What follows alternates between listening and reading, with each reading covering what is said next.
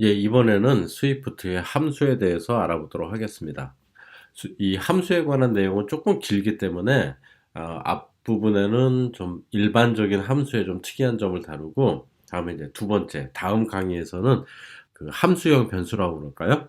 그러니까 어떤 변수에다가 함수의 형태, 시그니처죠. 시그니처를 기술하는 방법, 파라미터하고 반환값, 뭐 이런 것들을 기술하는 방법이랑, 다음에 중첩된 함수라는 독특한 문법에 대해서 알아보도록 하겠습니다. 사실 오브젝티브 C에서 쓰였던 내용과 유사하기 때문에 아시는 분들은 별로 특이할 것이 없겠지만, 그래도 한번 점검해 보도록 하겠습니다. 함수는 먼저 인수를 받아서 자기만의 동작을 하고, 그리고 그 결과값을 반환하는 것이죠.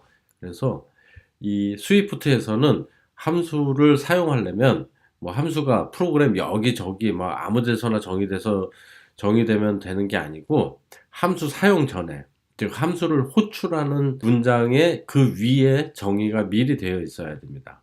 이 함수는 이렇게 func, 그래서 펑션이죠. 펑션의 약자인데, 펑션으로 시작을 해가지고 브레이스 열고 닫고 이렇게 끝나게 됩니다. 기본적인 형태는 함수의 이름이 나오고 가로 열고 파라미터 이름, 다음에 파라미터의 형식 이렇게 나오는데, 좀 특이한 거는 가로 닫고, 우리 예전에 오브젝티브 C에서 멤버 변수, 같은 클래스의 인스턴스 멤버 변수에 접근하는 듯한 그런 표기법이죠. 이거는 C++에서는 포인터로 받은 클래스 인스턴스에 내부 애트리뷰트를 접근할 때 쓰는 그런 연산자인데, 스위프트에서는 이것이 일로 간다 그래가지고, 이렇게 받은 인수가 처리돼서 결과 반환형이 스트링으로 나온다라고 그렇게 이해하시면 될 것 같아요. 여기 보시면은 let greeting이 나오고, 여기서는 greeting을 이렇게 문자열로 표시한 걸 보실 수 있죠. 그래서 결론적으로 이 greeting이란 변수를 반환해 준다, 즉 반환형은 스트링이다. 그래서 반환형을 정의하고 있는 겁니다.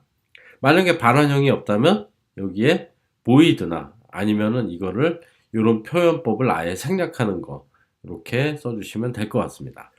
자, 이제 다음번에 나와 있는 함수 예제는 파라미터, 즉 인수가 없는, 전달되는 인수가 없고 결과값만 스트링으로 반환되는 이런 함수를 뜻하고 있는데, 요거는 우리가 보이드라고 쓰지 않고 그냥 가로 열고 닫고라고 이렇게 표현을 하고 있습니다. 그러니까 파라미터가 없을 때는 가로 열고 닫고만 써주면 된다라고 이해해 주시면 될 것 같아요.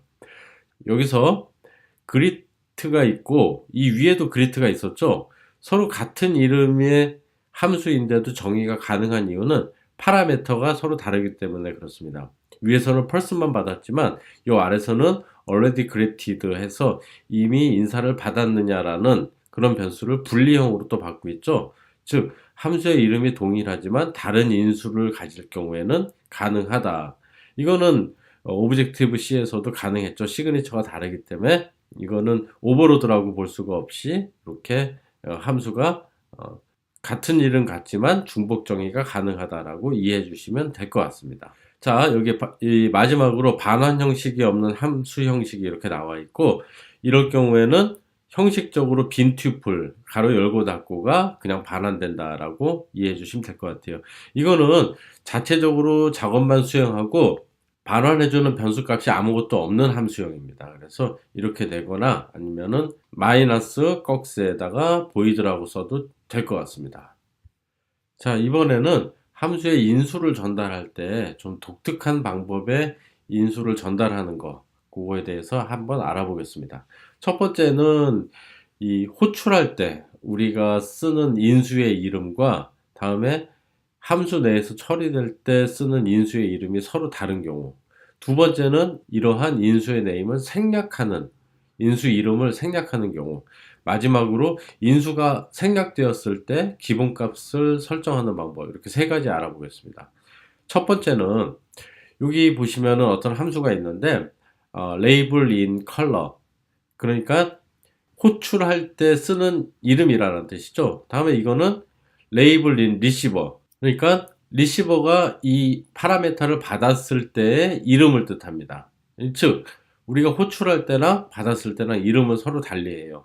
그러면 우리가 요 함수 내부에서는 요 첫 번째 인자, 이게 뭐 인자가 되게 여러 개 있는 것 같지만 사실은 인자가 하나입니다.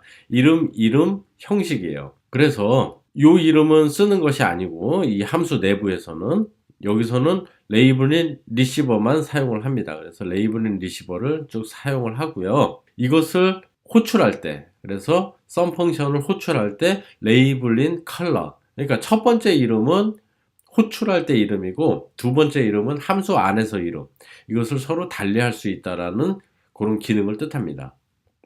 다음에 두 번째 함수의 정의 형태를 보시면은 앞에 호출할 때 이름을 그냥 언더바로 써놨잖아요. 이거는 첫 번째 이름을 생략한다는 얘기예요. 근데 이것까지 생략해 버리면은 이 함수의 인수에서 첫 번째 인수를 접근을 못해요. 그렇기 때문에 이거는 생략할 수가 없는 거예요. 첫 번째 인수의 이름을 생략할 수 있게 하려면 요 앞에 것만 언더바로 해주고 뒤에 거는 이름을 기술해 줘야 됩니다. 이렇게 정의가 돼 있으면은 호출할 때는 여기 인수 이름 없죠. 그렇지만 인수는 있습니다. 그래서 4 있고 다음에 세컨드라는 인수는 두 번째로 이렇게 전달이 됩니다. 자, 이제 마지막으로 디폴트 값. 우리가 첫 번째 이름 있고 두 번째 이름 이렇게 있을 때 첫 번째 이름은 인수는 이렇게 전달해 줬지만 여긴 두 번째 인수를 전달 안 해줬어요. 이럴 때 세컨드는 인수를 못 받았을 때는 1이란 값을 기본적으로 사용한다. 그래서 디폴트 값을 정의해 줄 수 있다라는 겁니다. 자, 이제 다음 페이지에는 인수 더블 형태, 동일한 형태의 인수를 쭉쭉쭉 반복하는 형태로 기술할 때는 이렇게 사용한다라고 나와 있습니다. 이건 읽어보시면 되고요. 솔직히 자주 사용하진 않습니다. 왜냐하면 반복할 때는 예제나 아니면 다른 것처럼 이 배열을 주로 많이 쓰기 때문에 굳이 이런 형태로는 잘 사용을 하지 않습니다. 그 다음에 예제는 이렇게 결과를 튜플로 받을 때, 그래서 결과를 튜플로 받을 때도 인수처럼 가로를 연 다음에 이렇게 지정을 해주면은 튜플로 결과를 받아서 쓸 수가 있어요. 자, 여기 이제 인테이저로 구성된 배열을 인수로 받아서 그 안에 제일 큰 값과 제일 작은 값을 도출해내는 함수인데, 여기서 한 가지 주의할 점.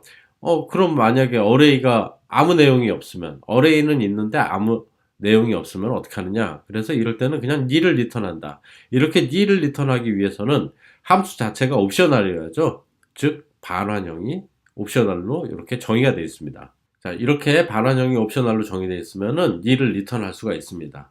이걸 옵셔널을 빼고 nil을 리턴하면 컴파일러 오류가 나겠죠? 자, 이렇게 하면은 이 어레이에 내용이 없을 때를 걸러내는데, 만약에 이 어레이에 nil이 왔을 때는 어떻게 하느냐? 그거는 못 걸러냅니다. 그리고 그렇게 부를 때는 아예 컴파일 오류가 납니다. 왜? 이 맥의 변수는 옵셔널이 아니기 때문에 그렇게 부를 수가 없겠죠. 그래서 그럴 때는 여러 가지 오류가 동반합니다. 그런 것도 미리 체크를 하고 싶다. 그럴 때는 이걸 옵셔널로 두고 다음에 어레이 자체가 nil인지 아닌지를 먼저 판독을 해 주셔야겠죠. 자, 이제 함수의 인수 전달법에 대해서 이렇게 나와 있는데 이거는 뭐 그다지 어렵진 않습니다. 오브젝티브 C나 C 언어처럼 이 스위프트도 컬 바이 레퍼런스를 쓰지 않고 컬 바이 밸류를 쓰기 때문에 우리가 포인터를 전달해 줄 때 지금처럼 이렇게 두 함수의 처리 후에 두 개의 변수에 변화를 주고 싶을 때, 우리가 만약에 함수 안에서 이렇게 값을 바꿔버리면 이건 함수 안에서만 값이 바뀐 거지 여기로 다시 복귀됐을 때 이 변수는 아무 변화가 없어요. 왜? 우리는 3을 던졌고 107이란 값을 던진 거지 이 변수를 던진 게 아니에요. 그렇기 때문에 여기서는 복사가 돼서 이걸 아무리 바꿔봤자 소용이 없습니다. 그럴 때는 어떻게 던져줘야 되냐 하면은 바로 이 두 변수에 주소값을 던져줘야지 이것이 그 주소값 안에 있는 값을 바꿀 수가 있겠죠. 그렇기 때문에 이러한 컬 바이 레퍼런스를 구현해 주기 위해서는 똑같이 스위프트에서도 이 컬 바이 레퍼런스를 흉내내는 inout이라는 키워드를 쓰고 있습니다. inout이라고 이렇게 인수의 형식 앞에다가 inout이라고만 써주면 아, 이건 포인터구나. 그래서 주소가 날라오는구나 라고 이해하시면 돼요. 그럼 호출할 때는 기존의 C와 같이 변수의 주소를 바꿔주는 연산자 %를 넣어주면은 이게 주소가 전달이 돼서 여기서 바꾼 요 두 개의 값이 함수 수행 후에도 영향을 미치게 된다라고 이해해 주시면 될 것 같습니다. 자, 제가 예제에서 여기다 물음표를 써놨는데 이것이 C와 D 요 두 개의 값이 이렇게 캐릭터 값이라고 그래도 안전하게 잘 바뀝니다. 안전하게 안 바뀔 줄 알았는데 안전하게 잘 바뀌는 걸 이렇게 보실 수가 있습니다. 그러니까 이런 것들 여러분들 한번 테스트를 충분히 해보시고 이런 걸 프로그램에 반영하시면 될 것 같습니다.